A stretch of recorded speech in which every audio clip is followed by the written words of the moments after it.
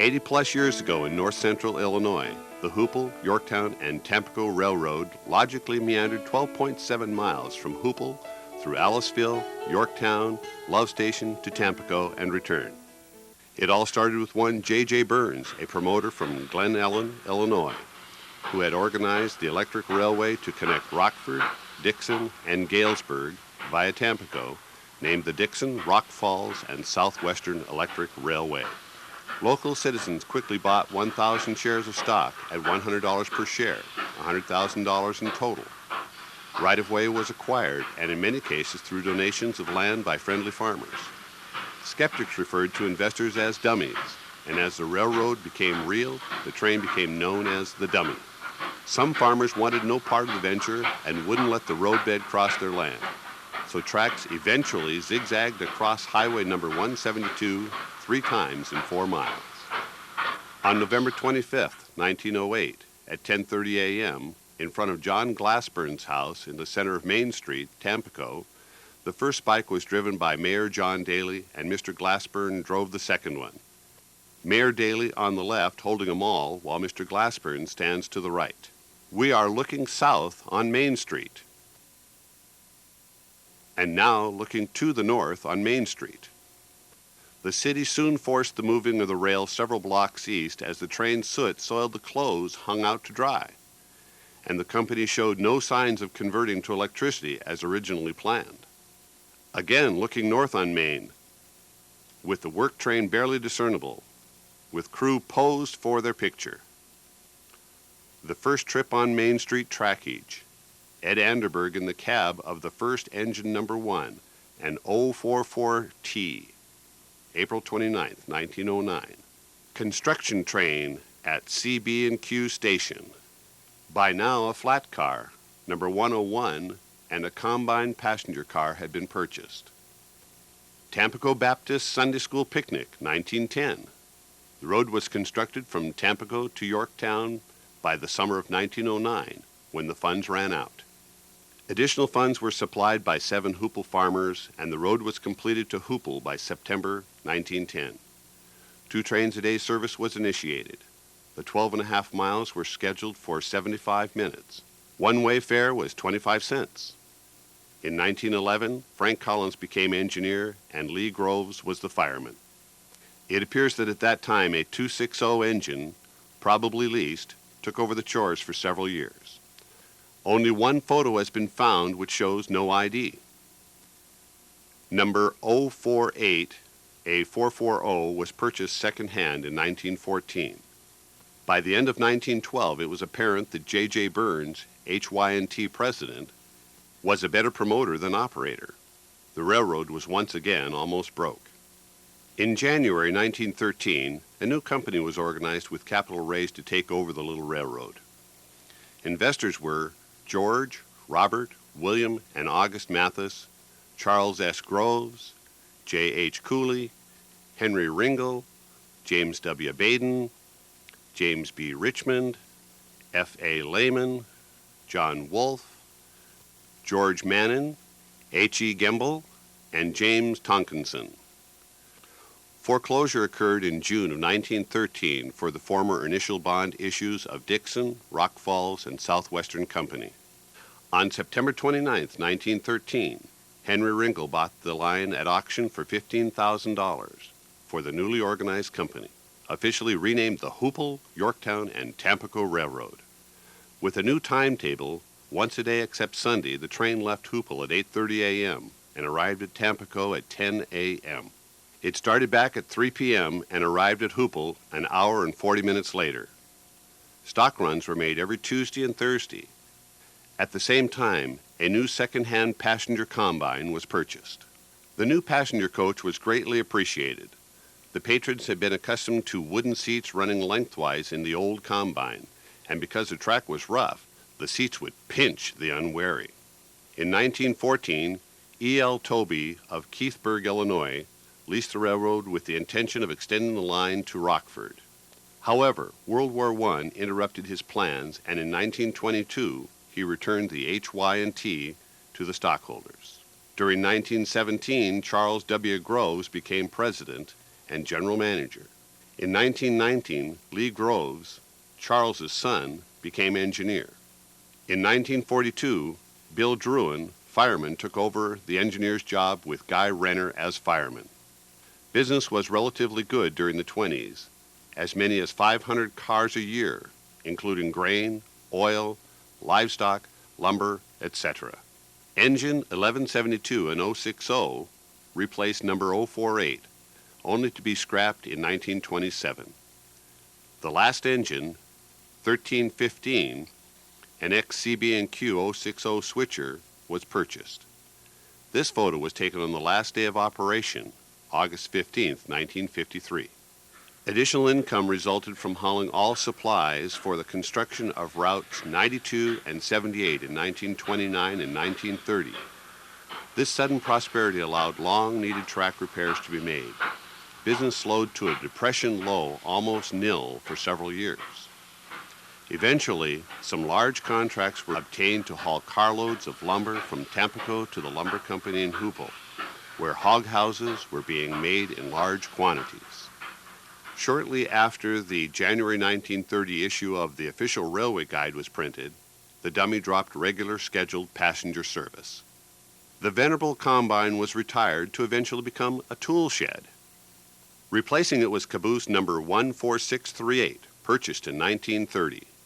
Passenger service continued on a much more informal and no-charge basis.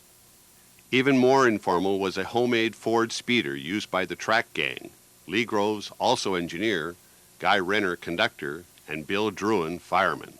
In 1939, C.W. Groves retired. Business limped along with F.L. Tabeo from Monmouth running the line. It unloaded at Howard Mathis's elevators in Hooppole, the end of the line. One Saturday in 1943, the crew told Mathis there were no more funds and the train would not operate after that day. Howard told them to fire up Monday as usual and then took over the railroad, assuming $26,000 in debts. Income was modest. In 1946, for example, grossed around $10,000 with a net of $160. But with just two crewmen, Bill Druin, engineer, and Guy Renner, fireman, the little Dummy continued its appointed rounds. Howard Mathis died in July 1951. Roscoe C. Mathis became general manager. February 1952 saw one of the last official railway guide listings showing irregular freight service only. The last revenue run was on September 25, 1952.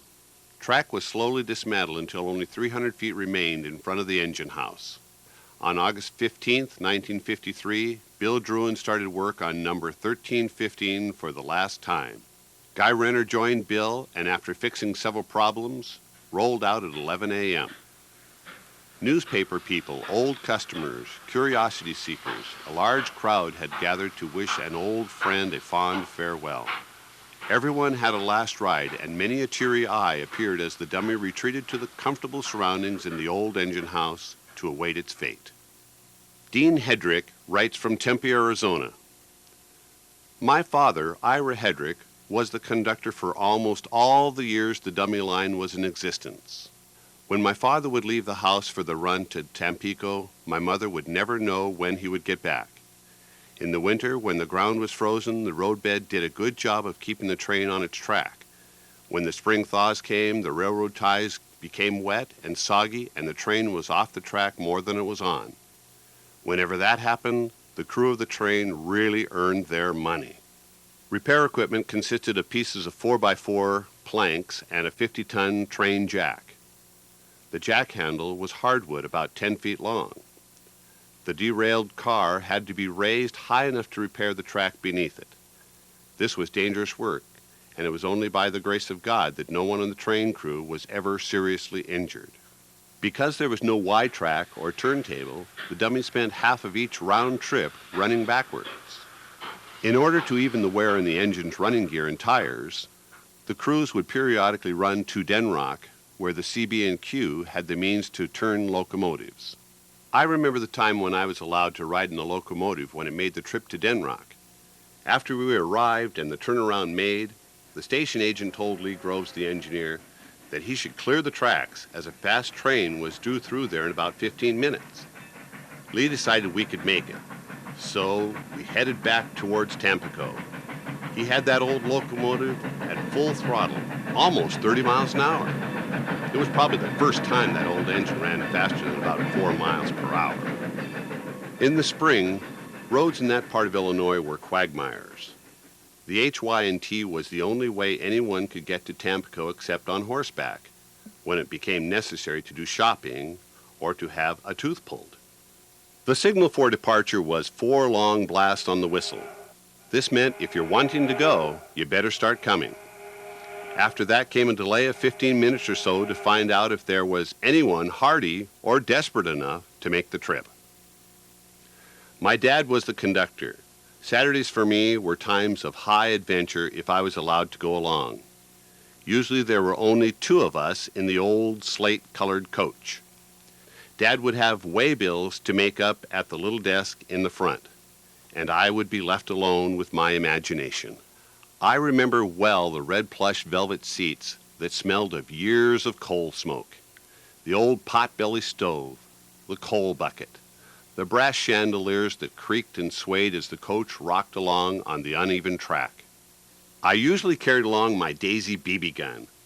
The best part of the trip for me was when the train crossed over the road at Love Station. All that was there was a wooden shed where the track repair tools were stored, but for a mile or so, the train ran alongside a moss-covered ditch. I would sit by the window shooting at the turtles sunning themselves in the ditch. I must have shot hundreds of those pesky things, but each time I made the trip past the ditch, there seemed to be more of them. Several miles east of Hooppole was another road crossing where wooden livestock corrals allowed the loading of cattle into stock cars. Nearby was Ed Barance's farm. When a baby girl was born to the family, she was named Alice, and the area came to be called Aliceville.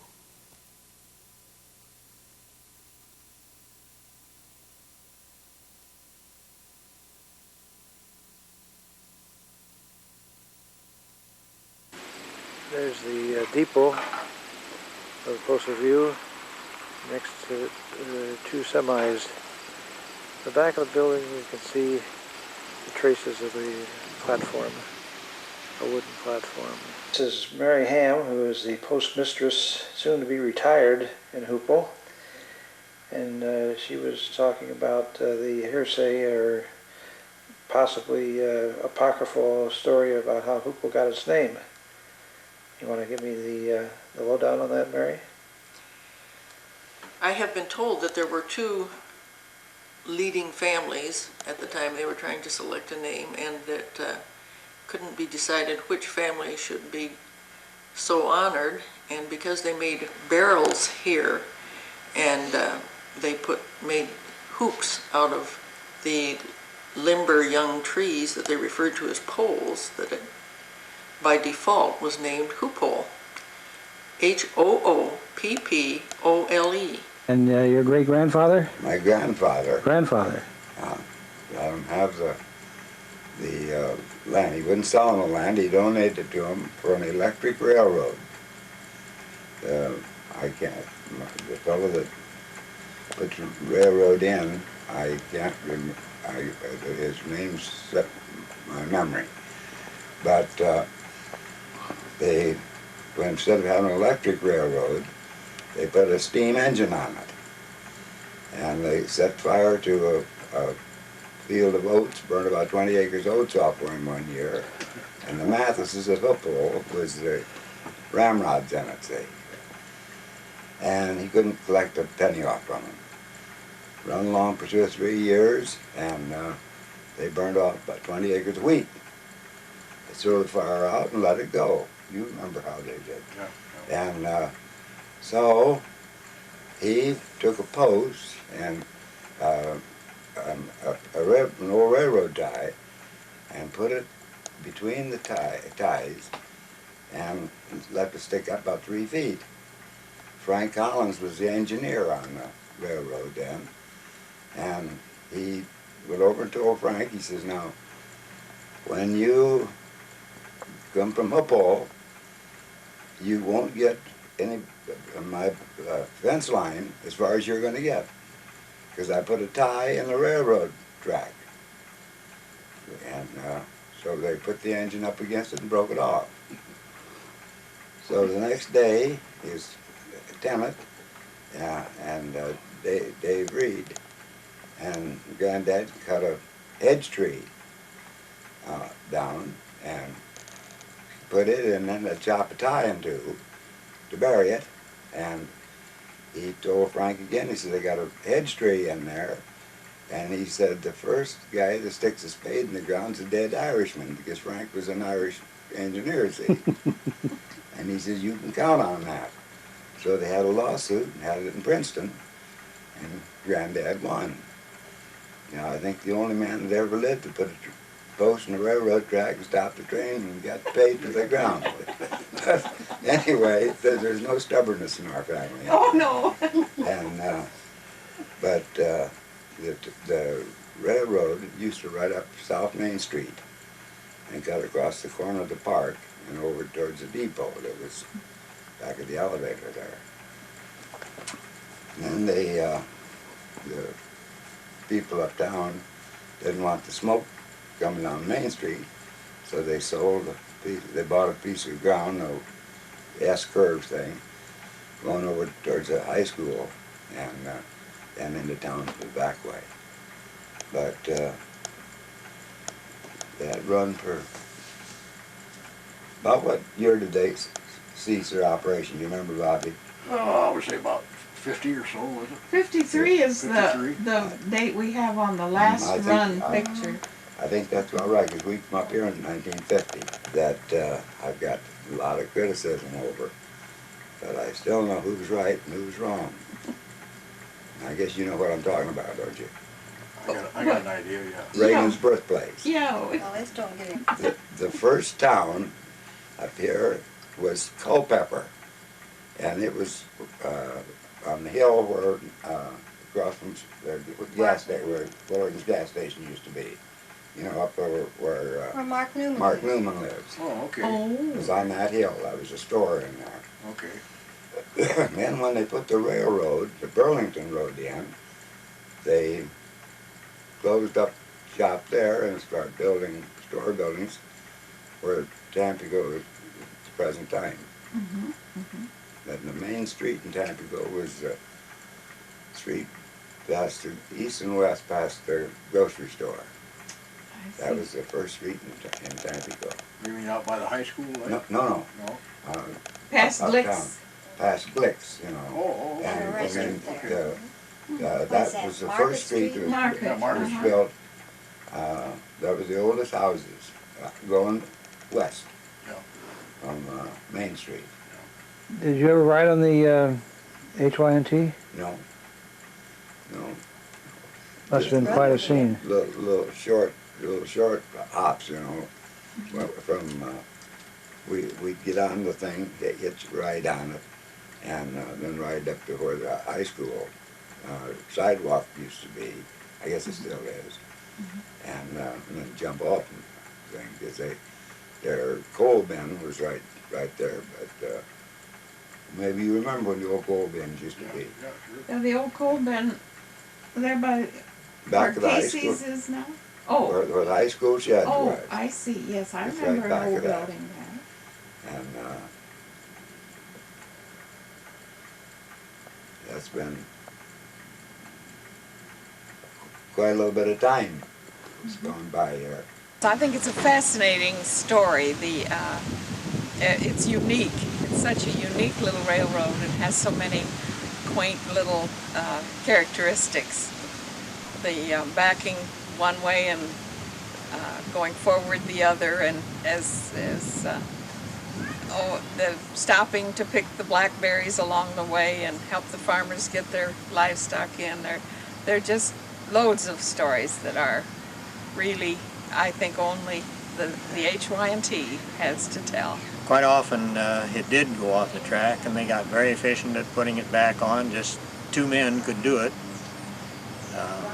They had jacks and pry bars, and they were accustomed to putting it back on the track. It used to go right by a farm south of town where my granddad farmed, and I'd come up in the summertime and help him, and the track was only about 30 feet from the front porch.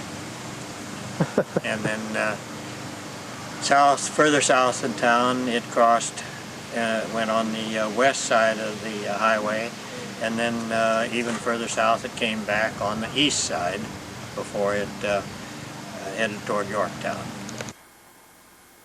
My sister and I used to go on the train to Tampico with my dad once in a while. And we'd ride in the caboose, and we had our feet dangling on the edge, and somebody went by in an automobile and hollered at us, said, "Don't fall out of there." I hollered back, said, "Don't worry if we do, we can soon catch up with it," because the train was a very slow train. Our main source of meat during the hunting season was rabbit and squirrel, because my dad would take the gun with him on the train, and if they'd see a rabbit or squirrel, they would stop the train, shoot the rabbit, pick it up, bring it home, and that'd be our source of meat for the next day. A lot of times it didn't come home till late at night. The train would get off the track, and they would have to put it back on the track before they could come home. Sometimes the train was so busy they had to make 2 trips a day, and he would get home very, very late at night. Some nights when it was very cold, when he was the fireman, he had to get up during the night and go down and put more coal in the firebox to keep it hot enough to get the steam up for the train to leave the next day. Lee Groves was engineer on the train from as far back as I can remember until the Second World War broke out.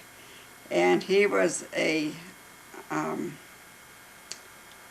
veteran of the First World War, so he quit working for the railroad and went to the arsenal and worked for the arsenal and for the government. And when he retired from that job to the arsenal, then my father took over as engineer. I can't recollect for sure who took over as fireman. I think my brother Virgil did for a while. But other than that, I can't remember who took it over. But then your father was the engineer till the end. He was, and then he had the position of engineer then until the train retired. Some freight business in front of the Hooppole grain elevator. Here Bill is in the cab, and Guy Renner is immediately below him. Bill's wife is climbing down off the train, and one of the Mathis is behind her. Behind me was the engine house, and to my right, over my right shoulder, was the storage tracks for whatever freight they had in here. Is that correct, Bob? Yeah. It angled off here to the south. Went down along the lumber yard, and also the old elevator right off here in the sun. And then we went north and east. Beyond the truck up there is the station, so just to the right of the truck cab. The tracks were coming from the northeast, angled right around through here, behind the old elevator, right by the old coal shed used to sit right there. And all them little bends you see over there were sitting right on the track right now. And then went right down there through on the west side of the one lumber building and on the east side of the other building. Clear down to the end of the buildings.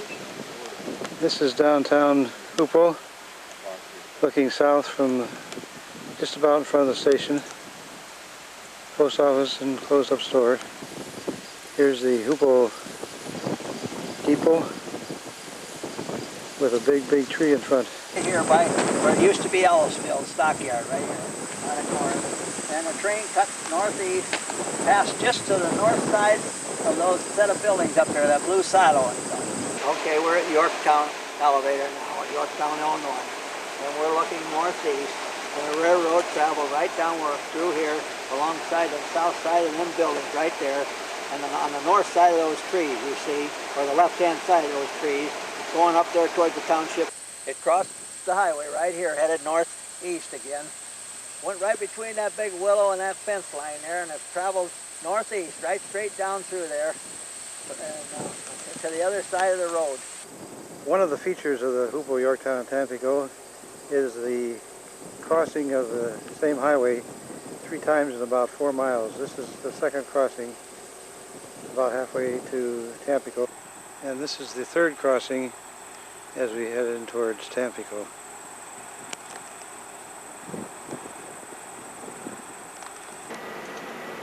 It's Main Street looking north to the business district of Tampico. Present day population 850. Looking southeast, the Burlington would be on the left, and the HYNT on just about in front of me comes curving in from the right. And now I'll swing 180 degrees around and see where they join.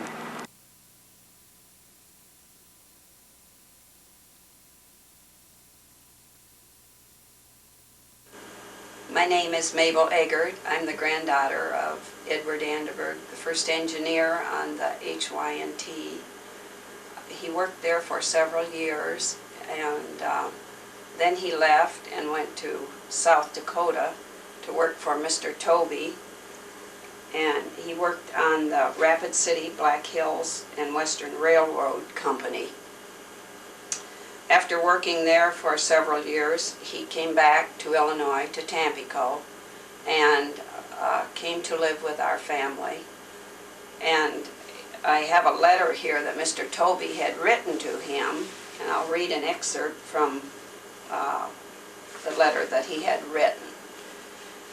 On that trip, I went to Chicago, met Roscoe Mathis, Charles Groves, and Chris Blackard on the train out from Mendota. Had quite a visit with them. They had but little to say with reference to their success or failure as railroad magnates. However, from what I learned from some of the Burlington office force, I guess they are having hard sledding. However, I hope they will make $1 million out of the road.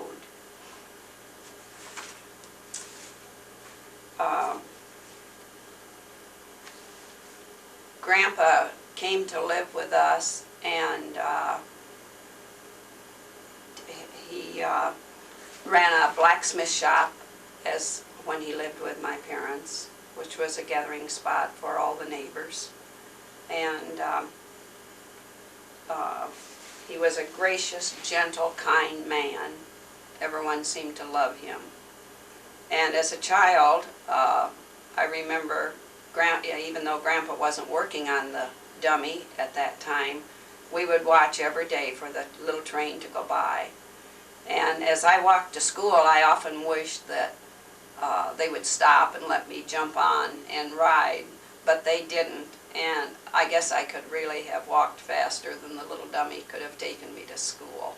When we were little, my brothers and sisters and I would take common pins, take them out and lay them on the railroad track, hoping as this little dummy went over them, it would make us a little pair of scissors. And after the little dummy would go by, we would run out, but to no avail. The big heavy wheels had picked up the pins. Well, I'm Rollin Summers, and I was born about the same year the train was, 1909. And I lived within eyesight of it all my life. I could see it come in the evening and go out in the morning. And I liked the old train in some ways, and in some ways I didn't. We had to drive along the track about 80 rods. They were right, the road and the track were side by side, and I had a team of horses that was scared to death of that train. It made so much noise, and smoke and steam was coming out of it. And I just figured if they ever blew that whistle, I'd lose my team. They always wanted to turn around and get away from it. And that way I didn't like it. I usually watched I just saw the smoke coming, I'd slow up till they could get up that stretch of road before me, or go fast enough that I could get up before them. But everybody were kind of reverenced the old thing anyhow. A lot of people rode it to go to Tampico to the dentist. Most of the people went to the dentist in Tampico. They'd ride up on the train, get the tooth fixed, and ride back again. And in the spring of the year, Hooppole was pretty much isolated because of the muddy roads. We couldn't get to anyone, Provincetown or Tampico, only by wagons or horseback. And we were scheduled to play in Tampico that particular night in 1926, and so the train offered to take us up there. Not only their basketball team, but the whole, anybody that wanted to go. And they had a caboose, we called it. It was a passenger car where they hauled the freight and everything else in it. And so we rode up in that. Some of them, I think, was riding up in front with the engineer. And we took that up, and the railroad track went right behind Tampico School. And they sat there and waited till the ball game was over. And then they brought us back home. No charge. I'm Velma Conley Adams, and way back in 1934, I spent my junior year going to Hooppole High School and stayed with my aunt and uncle in Hooppole, Guy and Anna Renner. He worked on the train, had worked on the train for 23 years. And while I was there, on weekends I used to ride, once in a while on weekends, I used to ride the dummy from Hooppole to Tampico. And then I would go, my folks would meet me there, and I'd go home for the weekend. I rode in the caboose of the train as it jogged along, and the only place there was to sit was on benches along the walls or side, and there was like a desk over in the end of the caboose where my uncle did his paperwork. And there were also, during the winter, they fired up a little coal stove in the caboose to make it somewhat warm. It wasn't warm, but it did take the cold off of, a lot of chill off of it. But anyhow, I rode it many a time. I rode the dummy as it chugged along. One time I was to come home. I was in the middle of the winter, and there was snow drifted pretty high, and the train started out from Hooppole, and they chugged along and almost went off the track a couple of times, got stuck, and they pushed snow, and then they decided they couldn't go any farther, and so they backed up to Hooppole and called it a day, I guess. But that was back in 1934. Then 10 years later, we got married and lived 3 miles south of Tampico, and we raised mallard ducks, and they kind of wandered around the farm. They weren't penned up or anything. And one day the dummy stopped across the road here, and my uncle came in and told us that our duck had been laying eggs between the tracks, between the ties and between the rails of the track. And every day when they'd go by, the duck would jump off of the nest and run around. And he told us that there was a whole nest of eggs out there, and so we brought them in and put them under a setting hen that was in the hen house, and they hatched a bunch of little ducks. We had those. That was just one of the things that the people on the dummy did for us. The HY&T was known by, besides being known as the dummy, was also known as the Pumpkin Vine Railroad because it meandered around, across the highway, and went through 3 different counties, going from Hooppole to Tampico. And the guys who worked on the railroad stopped the train many a time and picked berries and picked wild grapes or apples, whatever was along the right-of-way. I'm Eldon Adams, and I was raised on the half-mile east of the canal on 92 down there. And I remember when I was a boy, back in the 20s, my dad driving cattle to the love station. And we had to put straw on the canal bridge to get the cattle to cross it out of the floor. And they loaded them up at the love station, and they went to Tampico, got on the CB&Q, and they went to Mendota and on into Chicago to the yards. And we loaded hogs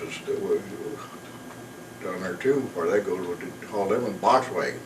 I imagine a hog at that time weighed about 250 pounds, and they'd take about 5 to 6 hogs at a time in a triple box wagon. And neighbors all come in and do that, help. And another story, right across the road here where I live, the dummy left a load of limestone off out here that the CB&Q had brought from Chicago, and the neighbors all come over and pitched it off on the ground. And then the next morning, when the neighbors come in with a single box wagon and load it up and take it home and unload it. And then later on, when they'd get a lime splitter and put on the wagon and load it, they had to handle that stuff 3 times before they got it on the ground. My father and grandfather were associated with the HY&T from 1919 to 1942. I used to fire for them in the summertime when the regular fireman, Mr. Druin, went to Kentucky on his vacations. And if somebody was sick, I'd fill in as a fireman. And in the summertime, we used to daily, 6 days a week, go to Tampico. We'd leave Hooppole about 8 o'clock in the morning, and we made stops at Love Station, or Yorktown, Love Station, and Tampico. And we get there, we'd drive about 10:30, 11 o'clock, and we'd wait for the Mendota local to come in to see if we had car pickup. And then we'd leave, have lunch there in Tampico, and sometimes we do a little switching, and then get back to Hooppole, between 4 and 5 o'clock. I remember one bad winter, 1936, I was in school, of course, and the train got stuck in a cut east of Hooppole, and the crew had to leave the train. They couldn't bring it back to the station, so the next day we all went out and started shoveling, and they'd hired some local guys to help shovel the engine out, and they'd had cars and full train, and you could just see the smokestack sticking out. Anyway, they paid the guys $1 a day to go out and help shovel it, and it was stuck out there for about 2 or 3 days. I remember my granddad and my mother, we'd take the food out to the guys so they could work almost around the clock getting the engine out. They didn't want to freeze the boiler up. And another little story, they didn't go too fast because the track was bad, needed repair, so we used to shoot rabbits off the way car platform, and then the engineer would stop the engine and I'd go gather them. And sometimes we'd come back with gunny sacks full of rabbits and pheasant, but more rabbits than pheasant. I always look forward to that Saturday when I could go with them on that deal. And we lived south and east of Yorktown. And I went to high school in Tampico. And I would ride the train in the morning, some mornings, And then I would stay in town and go to school. I stayed with my aunt, Sigrid Pearson, and then I would come home another way on Friday. There was some other ones that were driving to school, and I would ride home with them.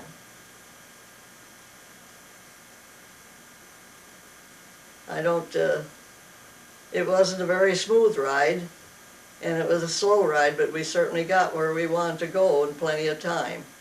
And I don't remember ever riding on it going backwards. And I don't remember that we ever jumped the track, but once in a while there might be an animal on the track that they might have to chase off. I used to work at Yorktown Lumber and Grain, and the old HY&T would come from Hooppole to Yorktown, and then from Yorktown to Tampico.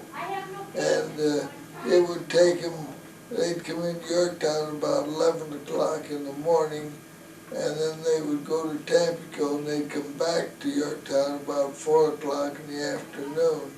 So it was an all-day jaunt for them to take that trip from Hooppole to Tampico. And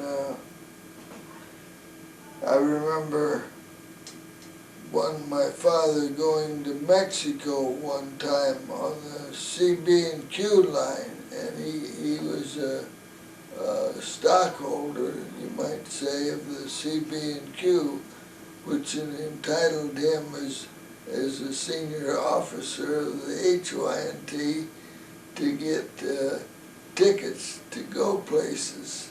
What was his name? Roscoe Mathis. Were you related to any other Mathis? Oh yes, I was They're all related. I was one of Roscoe Mathis's daughters, and this short line railroads they had that the folks made trips on. They were all connected with CB&Q, but they were short lines, and that's where they were able to make these nice trips and get their passage. And they'd leave us kids at home with 2 babysitters. We always had a live-in girl, but they'd get another one. They didn't take kids with them, but some of the people, when we'd see the pictures when they'd come home, why, some of them had their children with them, but there were 5 of us, so we just stayed at home and they had a good time. Did Roscoe ever complain about not making money? That he did, and shortly afterwards, they closed the train down, but they weren't making much money the last few years they were in business. Everybody had to have a little more money, to get along. Things kind of went in stations of $1 an hour and $1.25 and $1.50, and those train operators, why, they had to make that too, and they just couldn't keep up with the income. Oh, with the snowstorms, we'd have severe drifts in the winter time from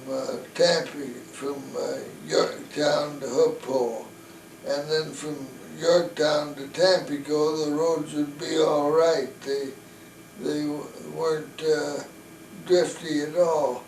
But there'd be a gang of us starting out at Yorktown, and we'd shovel towards Hooppole, and there'd be a gang from Hooppole shoveling towards Yorktown. And once we met, why, then we stopped shoveling, and the train brought them into Yorktown, and then we took them from Yorktown back home again. And that was always a... Well, there was quite a few cuts between Yorktown and Hooppole, wasn't there, Jim? Yes. That was the big trouble, wasn't it? The land wasn't level, and these drifting snows would come in there, and some places why it was 6 feet high. You had to shovel a good 8 feet wide and 6 feet high to get the train to come through it. I can remember going to Tampico one day. Guy told me to bring my shotgun along with me. We might see a rabbit or a pheasant or something. And it was out by your station out there, Casson Station, that guy seen a pheasant fly up. So he shot the thing down and he got off the train and just walked over towards it, picked it up, and walked back to the train, and the train didn't even know he'd gotten off. He just went out, picked it up, and walked back, and shucks, he wasn't even in a hurry to get back on that train again. And anyway, my time come around when I was about 10 years old, my association with the dummy line, because every boy about 10 years old about that time wanted to become an engineer, and I had one right in my own backyard. But we had a lot of fun with the dummy when we were young. We used to, just the movie Jesse James was out about that time, and so us kids with BB guns, we'd hop and rob the train going from Love Station towards Route 172. And anyway, one of my favorite tales is about how the caboose, dummy engine lost the caboose one day, right before it got to Love Station. And it was kind of hard to believe, but it actually happened. I think after that they changed the engine to the caboose so they wouldn't make sure they lose it. But when Dad built the building down there, we had a 3-sided building there at Love Station. That used to be nothing but the stockyard. So we tore out all the old posts and poured the foundation there for a 3-sided building. The south side was parallel with Route 92, and the north side traveled along the southwest, the northeast, along the dummy track. And anyway, it traveled, Dad only had 2 acres there, so he took up most of the property. He built that building right up against the dummy track. But he put the toilet, the outhouse, across the tracks on the ditch side. So we were pretty safe going to the toilet because we could always hear the train coming from the west because Bill would blow the whistle. But once in a while that train would sneak up on us coming from the east, so it was quite a thrill to be sitting out there in the outhouse when the dummy went by. But Mother used to have quite a time with it too because Bill used to try to keep the smoke away from Mother's clothesline because it traveled right along, clothesline was right alongside the tracks. In fact, one time, I don't know how it happened, but the engine got tangled up in the clothesline wire and pulled one of the valves off. And Dad had to repair the engine so they could go on down the road. Yeah, well, I was going into dinner. Dad and I were going into dinner, and I happened to look up, and the caboose, or the engine was going through behind the house, and with Bill sitting in it. And of course, I don't know whether Bill was sleeping or not, but anyway, they went on through the yard there and on up the way, and I went in and ate dinner, and come back out from dinner, and here come Bill back a-chugging, and I thought, well, what happened? So I looked down the road, and sure enough, there sat the caboose about a mile down the road alongside Route 92. The track was in such bad shape at that time that the couples would actually come uncoupled. And so that's what happened. He went back and picked up Guy Renner, and pretty soon they come chugging back through the yard. I'm Amy McElhiney from the Tampico Area Historical Society.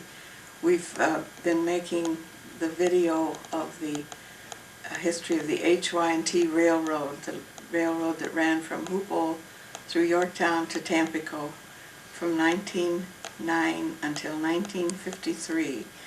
And we have been amazed at how much interest there is in the railroad.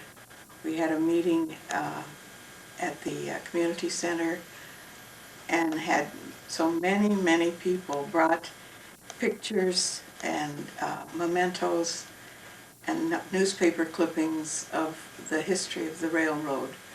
It was, we often think of it as a humorous little railroad, but it was also had its value as a very useful tool to the area farmers and the folks who lived in those three communities. It was essential for them to get their grain to market and their livestock to market, and it was quite a dependable little railroad, though it had many problems. But it was very much, people cared a great deal about the railroad and are interested in its history.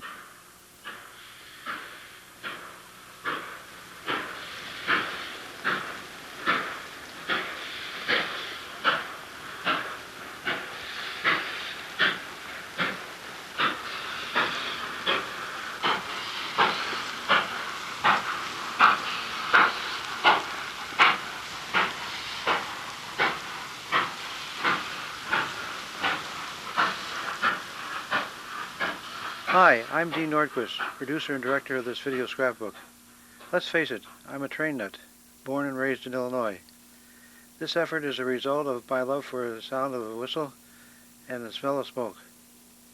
The project began in 1992, but it proved to be more complicated than anticipated, due to conflicting dates, names, and such found in articles and letters, plus the sometimes eccentricities of small towns. I love this excerpt from a letter sent by Neil Wolf regarding Hooppole, and I quote, "Main Street was actually called Main Street, but Merchant Street was also called Main Street at times, and sometimes Merchant Street was called Market Street, which is the name of a street nearby. My thanks to the many people who share their memories with me, in person and by letter, who provided old movies and most of the photographs used in the video, and who sent newspaper articles of the Dummy's history. Special thanks go to Amy and Lloyd McElhenney. Amy is the director of the Tampico Historical Museum. She enthusiastically supported my endeavors from the beginning, and without her cooperation and gentle nudges, this video would not have been possible. And last but not least, my thanks to Gary Epps, a dear friend and fellow enthusiast who narrated the video, and to my wife Nancy, who was always there with words of encouragement. These are pictures of Gary and Dean. Gary is sometimes on the left, and I'm always right.